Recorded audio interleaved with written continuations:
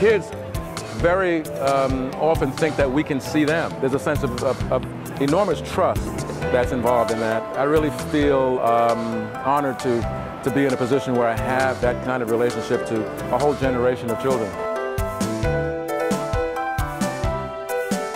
This one is entitled Ricky and Mobo. It's about me and my toy horse, Mobo.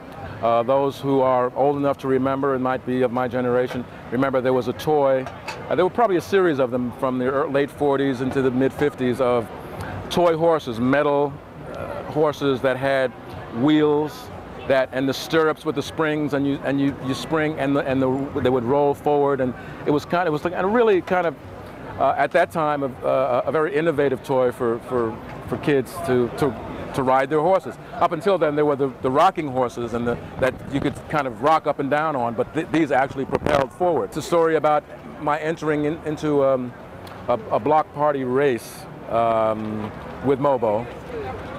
It was a race for young kids on anything on wheels. Of course, Mobo was the slowest thing in the race because other kids had tricycles and scooters and skates, fire trucks.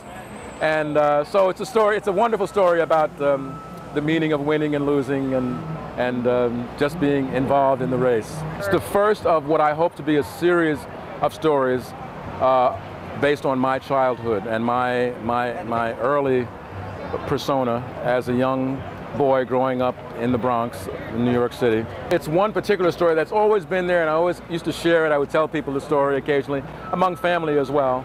And I think a family member may have said, you know, you should write it down at some point. And I did. I wrote the story, and then I said, you know, I draw, so let me do some drawings for it. And eventually it turned into a book.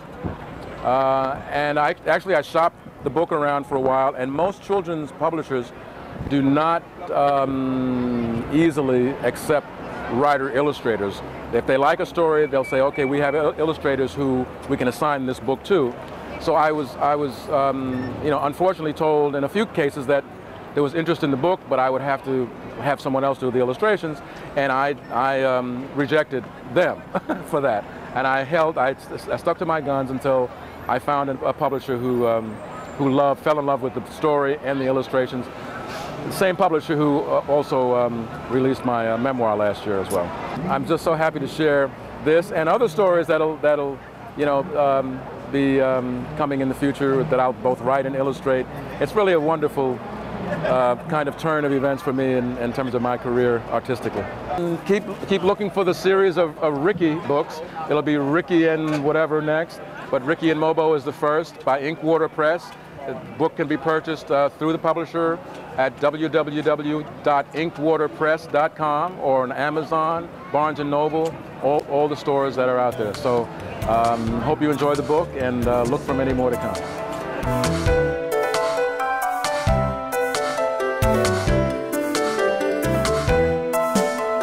It's been pretty amazing. You never know where life will take you.